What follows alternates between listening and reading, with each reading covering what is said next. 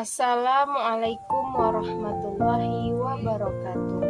Perkenalkan, nama saya Nurhaliza Ginting dengan NIM 0314242040 ingin mempresentasikan video pembelajaran saya dengan judul fonem dan morfologi dengan dosen pengampu Ibu Rina Devianti SSMPD.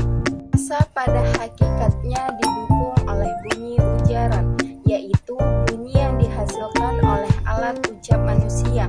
Tidak semua bunyi itu digolongkan ke dalam bahasa, hanya bunyi yang dihasilkan alat ucap manusia saja yang dapat digolongkan ke dalam bunyi bahasa. Namun, tidak semua bunyi yang dihasilkan oleh alat ucap manusia dapat disebut dengan bunyi bahasa. Hanya bunyi ujaranlah yang dapat disebut dengan bunyi bahasa. Dalam setiap bahasa, orang mengelompokkan sebagai bunyi yang dapat diucapkan ke dalam satu fungsional terkecil disebut dengan fonem. Nah, apakah sama antara fonem dengan huruf? Tentu saja tidak, teman-teman. Fonem adalah bunyi yang dihasilkan dari huruf, sedangkan huruf adalah lambang dari bunyi.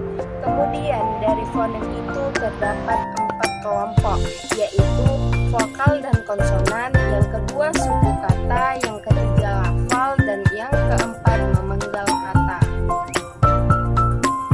Fonem dipilih menjadi 2 kelompok, yaitu vokal dan konsonan. Dalam bahasa Indonesia ada 6 vokal yang ditulis dengan huruf, yaitu A, I, U, E, dan O. Kualitas vokal ditentukan oleh yang pertama tinggi rendahnya posisi lidah, yang kedua bagian lidah yang dinaik turunkan, yang keempat bentuk bibir. Klarifikasi dalam bunyi bahasa terdapat 3 bagian, yaitu vokal, konsonan, dan semivokal. Pengertian vokal. Vokal adalah bunyi bahasa yang arus udaranya tidak mengalami rintangan atau tidak mengalami artikulasi. Yang kedua, konsonan. Konsonan adalah bunyi bahasa yang rintangan atau artikulasinya terjadi pada sebagian alat bicara, dibagi menjadi konsonan bersuara dan konsonan tidak bersuara. Yang ketiga ada semivokal, yaitu bunyi yang termasuk konsonan, tetapi dalam artikulasinya belum membentuk konsonan yang murni. Pembentukan vokal. Pembentukan vokal itu terdapat menjadi 4 bagian. Yang pertama berdasarkan bentuk bibir, yang di dalamnya terbagi menjadi 3, yaitu vokal bulat, vokal tidak bulat, dan vokal netral. Yang kedua ada berdasarkan bagian lidah yang bergerak, dibagi menjadi 2 bagian, yaitu vokal depan dan vokal belakang.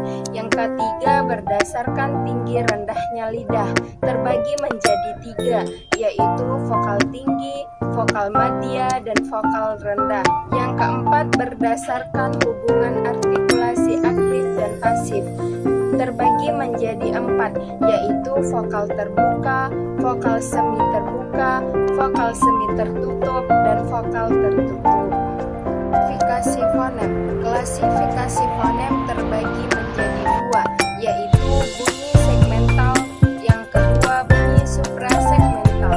Bunyi segmental adalah bunyi yang dihasilkan oleh pernapasan, alat ucap, dan pita suara, yang terbagi menjadi 4, vokal, konsonan, diftong, dan kluster. Bunyi suprasegmental terbagi menjadi 4, nada, tekanan, durasi, dan jeda.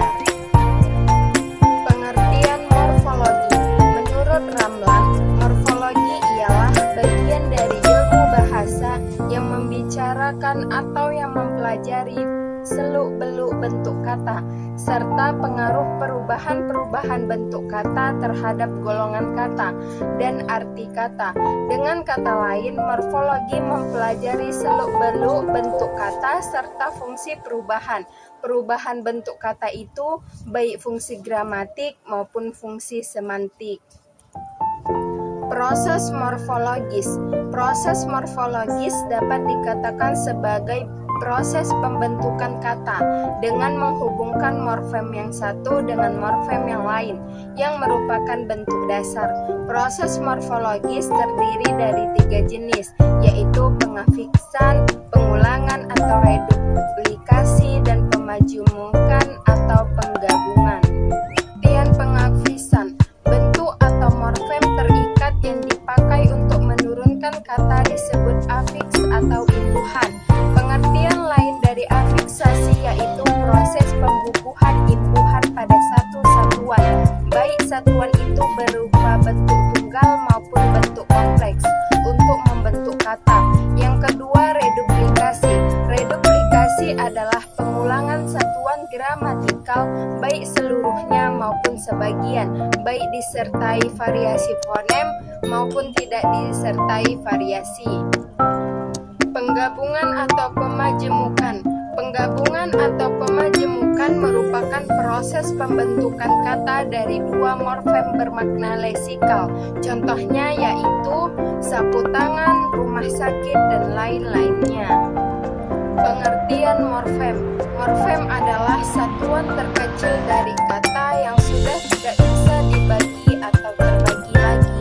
Adapun yang menjadi jenis-jenis morfem yaitu 1. Morfem bebas dan 2. Morfem terikat.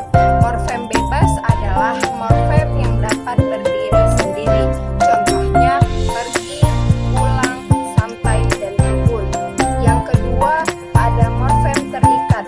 Morfem terikat adalah morfem yang tidak dapat berdiri sendiri. Pengertian morfofonemik. Morfofonemik adalah cabang linguistik yang mempelajari perubahan bunyi yang diakibatkan adanya pengelompokan morfem. Morfofonemik sebagai perubahan-perubahan fonem yang timbul sebagai akibat pertemuan morfem yang satu dengan morfem yang lainnya. Dan alomorf. Morf dan alomorf adalah 2 buah nama untuk sebuah bentuk yang sama. Morf adalah nama untuk sebuah bentuk yang belum diketahui statusnya, sedangkan alomorf adalah nama untuk bentuk tersebut yang sudah diketahui statusnya. Bisa juga dikatakan bahwa anggota